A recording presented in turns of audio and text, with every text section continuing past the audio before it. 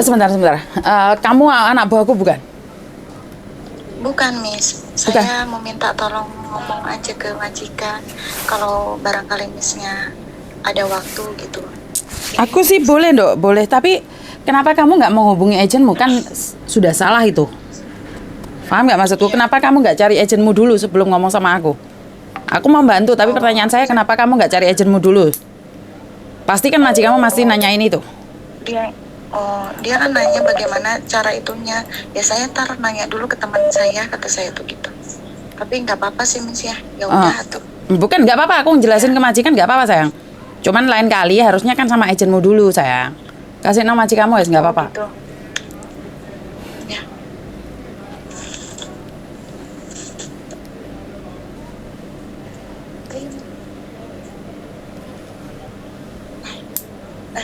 Aku ya. 我教你一下，这样一下可以吗？是谁呀？Miss ada waktu Missnya? Ya kasih no sayang, makanya aku bilang. Ô tím cài yêu thong khai con,咁你叫我講乜嘢啊？我朋友要用一下，用这样写，大家都可以吗？这样写。Speakeran do, jadi dia biar dah. Halo, Maya. 你跟他朋友说什么？我们会帮。Oke, sekali lagi saya boleh bantu kamu, Mbak. Tapi kenapa kamu tidak kondisikan dengan majikanmu, tiba-tiba kamu pingin aku nyuruh bicara dengan majikanmu? Apakah saya tidak mau membantu? Bukan tidak mau membantu, majikan sekarang kan berusaha marah sama sampean. Kan menurut saya adalah sangat aneh gitu loh. Kenapa? Karena sampean sendiri tahu bahwa sebelum kamu berbicara dengan saya, sebelum telepon sama saya, biasakan, kondisikan, komunikasikan dulu. Jadi kalau saya suruh tiba-tiba ngobrol sama majikanmu, ya kaget loh, Mbak. Paham nggak maksud saya? Jadi saya tuh nggak paham kenapa kalian HP itu tiba-tiba dikasihkan majikanmu gitu loh. Kan saya selalu bilang kamu harus ngasih tahu majikanmu dulu. Ini ada orang mau bicara sama kamu karena saya tidak bisa bahasa, mau membantu dan bicara. Jadi kamu harus jelasin siapa saya dulu. Jangan tiba-tiba HP diberikan, dengar sendiri kan majikannya marah. Kenapa harus berbicara dengan temanmu? Ingat, bukan saya tidak membantu, tapi kah saya jadi bingung. Saya jadi bingung karena kalian selalunya tidak mengkondisikan, tidak berbicara dengan majikanmu dulu. Ada apa dan bagaimana? Ini yang saya kenapa saya tidak suka berbicara dengan orang Hongkong yang tidak tahu apa-apa dan kalian menanyakan saya membantu apa enggak loh. Bukan masalah membantu enggak Yang sananya itu paham tidak saya ngomong apa? Kan bingung toh, Mbak. Jangan sesekali HP itu tiba-tiba dikasihkan majikan nyuruh saya ngomong. Dan kamu harus ngomong sama majikan dulu, ada apa? Bukan saya tidak membantu loh. Jadi di sini harus beda, Mak. Membantu, membicarakan apa yang kalian mau. Bukan saya memaksa majikan untuk memberikan apa yang kalian mau. Jadi itu saya membantu translatekan saja. Karena sampean tidak bisa bahasa dan tidak mengerti. Dan kalian itu selalu mencari pembenaran bahwa berbicara dengan saya itu adalah benar. Tidak. Karena saya itu porsinya nggak tahu. Apalagi kamu bukan agentku, bukan saya tidak mau membantu. Jadi dua persepsi berbeda. Kasih saya tahu dulu ada apa dan bagaimana, kenapa kamu harus nge-break, terus kenapa kamu harus seperti ini, seperti itu. Oke, kamu pernah curhat sama saya. Tapi kan saya nggak ingat satu-satu. Benar tidak? Ini perhatian buat mbak-mbaknya ya. Jangan sesekali meminta saya berbicara dengan majikan yang majikannya tidak tahu apa yang harus dikatakan ke saya. Jadi boleh kalian tuh minta bantuan saya, tapi ingat, ini teman saya bisa berbahasa Indonesia dan juga berbahasa Kantonis dan juga berbahasa Inggris. Aku mau dia membantu saya memberitahumu tentang ini. Tapi aku tidak bisa ngomong, saya tidak bisa berbicara. Jelasin, aku nggak bisa ngomong, boleh nggak orang ini jelasin? Jadi aku bantu translate aja. Sekali lagi porsi saya, kalau majikanmu itu bukan dari saya tuh bantu translate. Jadi saya bukan punya otoritas full di mana saya akan mengajari majikan.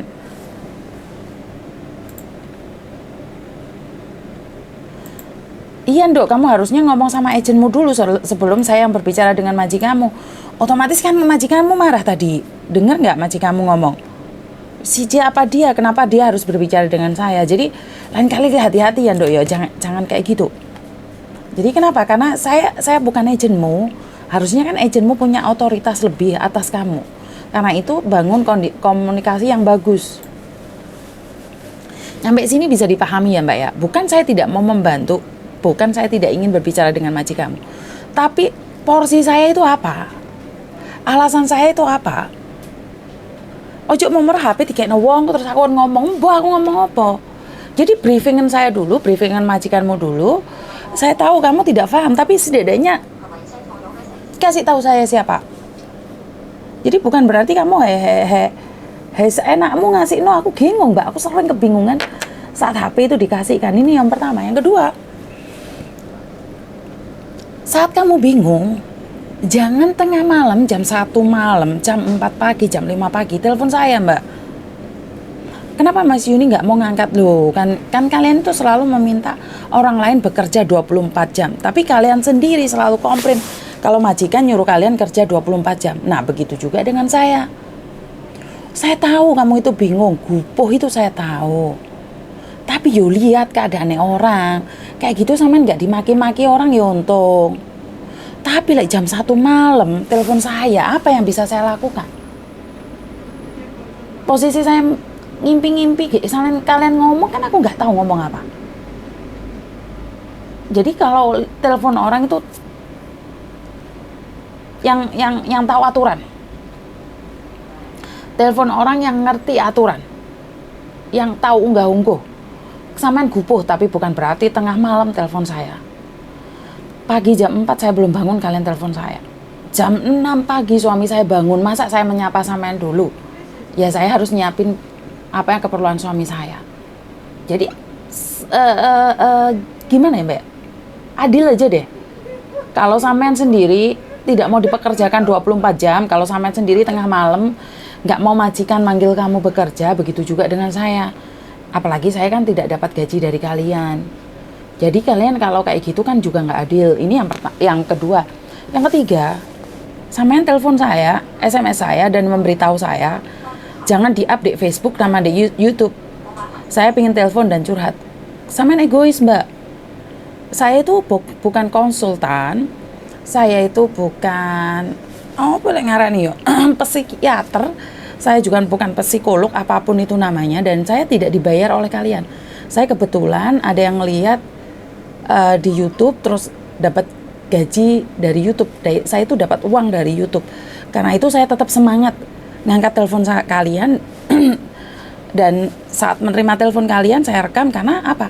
Ini pelajaran buat orang lain. Jadi kalau sampean egois tidak ingin saya up, ya jangan cari saya. Ini banyak sekali sekarang SMS yang mengatakan saya takut viral. Sekali lagi viral atau tidak itu tergantung dari keadaan. Kalaupun viral itu cepat sekali hilang kok kayaknya.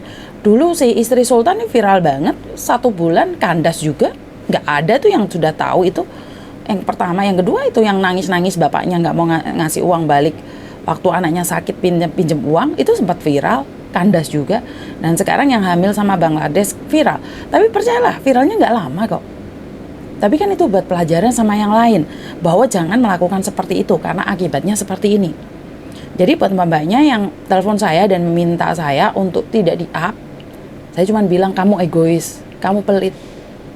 Pengalaman hidupmu kamu tidak ingin ceritakan sama orang lain, tapi kamu butuh orang lain ngasih solusi. Yo 50-50 lah mbak. Saya tahu di konten ini saya dapat uang, karena itu saya semangat untuk membantu kalian. Loh, gak ono uangnya, jualan abab tok. Yo jangan. Karena apa? Energi saya secara langsung dan tidak langsung itu punya pengaruh loh mbak. Saat kalian cerita sama saya tentang nangis-nangis, saat kalian cerita tentang keluarga kalian, itu punya efek di pikiran saya loh. Saya harus menetralisir loh.